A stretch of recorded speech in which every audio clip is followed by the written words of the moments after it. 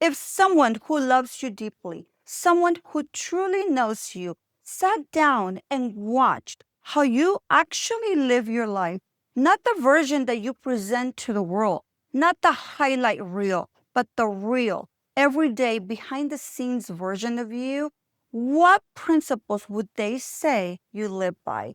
Not the ones that you write on your journal, not the ones that you say you believe, but the ones that show up in how you make decisions, how you handle the hard seasons, how you treat yourself when no one is watching. That is the question that has been on my mind as I evaluate the next 6 months. And it is the question that inspired this message today. Welcome back, friend.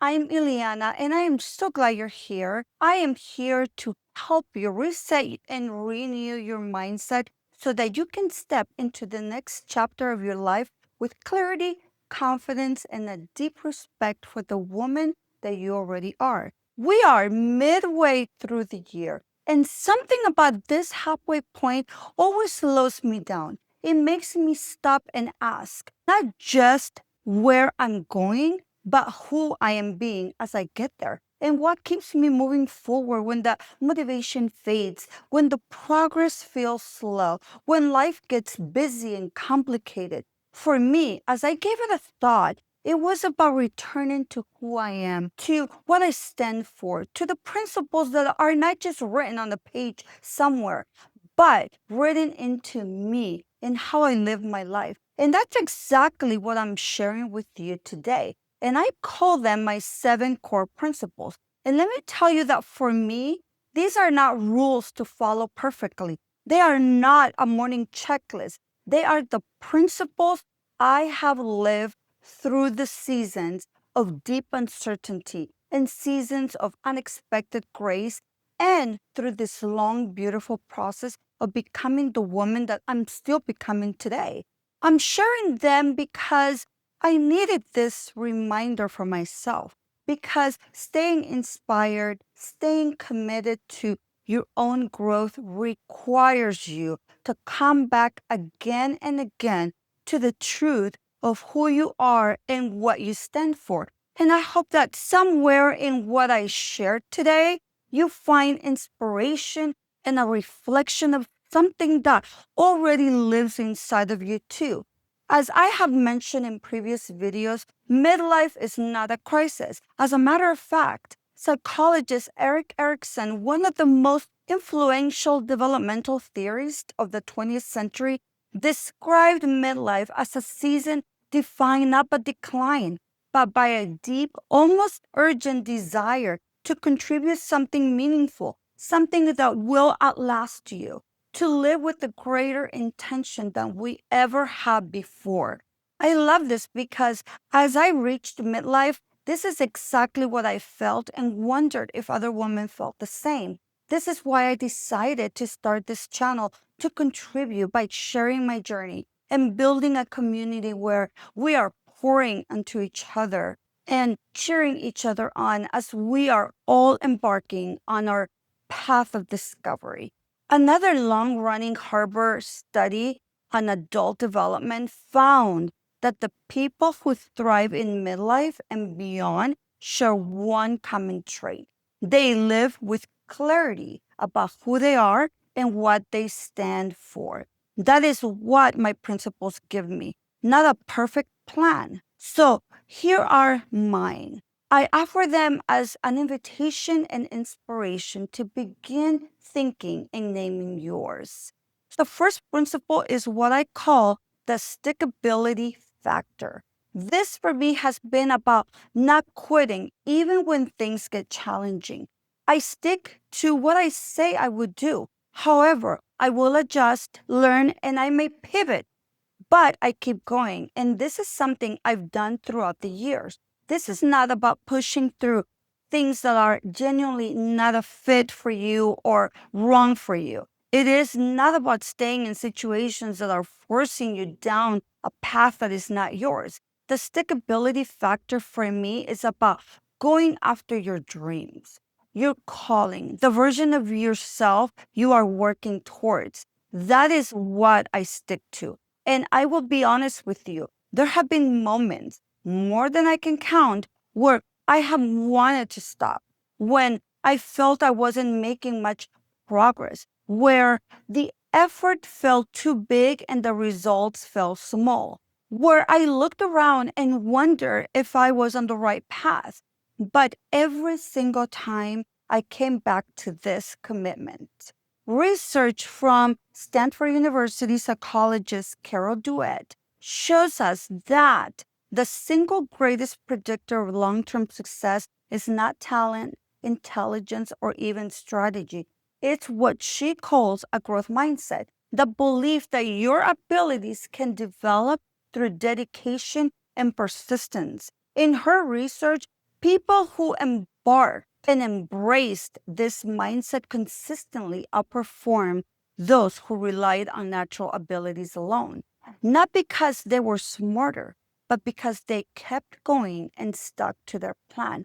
And here is what I want you to hear specifically as a woman in midlife. You are not starting over. You are starting with everything you have already lived, learned, and survived. And that is an extraordinary foundation.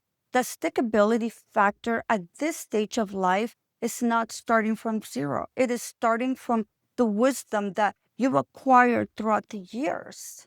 Core principle number 2, putting myself in other people's shoes.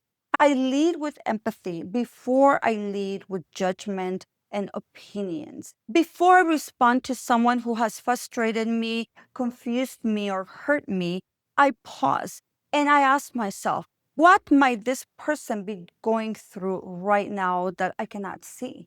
This practice has transformed my relationships more than almost anything else. And it has made me a better coach, a better friend, and honestly, a better human. A study published in the Journal of Social Cognitive and Affective Neuroscience found that when we consciously practice perspective taking, genuinely trying to understand someone else's experience, it activates the prefrontal cortex, the part of our brain responsible for our highest level thinking, compassion, empathy, and seeing beyond our own immediate reaction are not just virtuous. They are the hallmark of emotional maturity. Core principle number 3, I do my part with everything I have, and then I trust God with the rest. This principle is the foundation of everything I do. Leaving things up to God does not mean being passive. It does not mean sitting back and hoping that everything good just happens to me. It means showing up fully, working hard, giving everything you have, and then releasing the how. Opening our hands, trusting that what is meant for you will not pass you by. And what passes you by was never meant to be yours. And underneath that practice is something even deeper, a deep knowing that I am not navigating this alone, that even in the seasons when I cannot see the path, I cannot feel the progress, cannot tell if I'm moving forward or standing still, my Creator's hand is guiding my every step. I have lived long enough now to look back and see clearly the dead ends that were actually redirections. And I always say that rejection is God's redirection for something better in our life. And research affirms what faith already knows. Viktor Frankl, psychiatrist and Holocaust survivor, found that the people who endured the most extreme suffering were those who held onto a sense of meaning, a belief that their life was guided by something beyond their circumstances. That trust, he found, is not just a spiritual comfort, it is a psychological necessity for resilience. Studies on psychological flexibility also show that people who can release control over outcomes that they cannot change are not less committed. They are actually more effective, more free, more able to take meaningful action precisely because they are not spending all their energy trying to control what only God can handle. In midlife, when so much is shifting, when identity is being reimagined, when the future feels less predictable than we once believed, this is the most grounding place I know to stand. Do your part, do it fully, and then trust the one who sees what you cannot yet see. That is not giving up. That is making room for something greater than anything you could have planned for yourself. Principle number 4, I protect my relationships and I never burn a bridge. And this is because you never know which one you will need to walk back across. This is a principle I have carried for most of my life. And the older I get, the more I understand just how much it matters. The world is smaller than we think. The people you work alongside today may open a door for you 5 years from now. The connection you honor through a difficult transition may become one of your greatest advocates in a season that you cannot yet see. I have watched this happen in my own life and others more times, and I want to be clear. This does not mean staying in relationships that are harmful or pretending every chapter ended perfectly. It is about choosing, as much as it depends on you, to leave people and places with grace, to part well, to speak with integrity, even when you have every reason not to. Because your reputation is not just what you do when people are watching, it is what you do when you think no one is. The research backs this up. Sociologist Mark Gronebetz found that it is often not our closest relationships, but our broader network.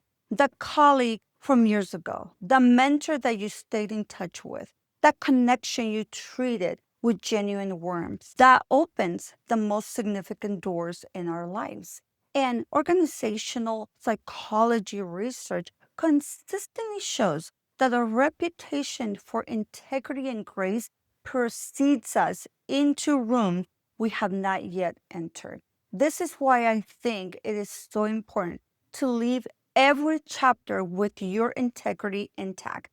Principle number 5, embracing lifelong learning.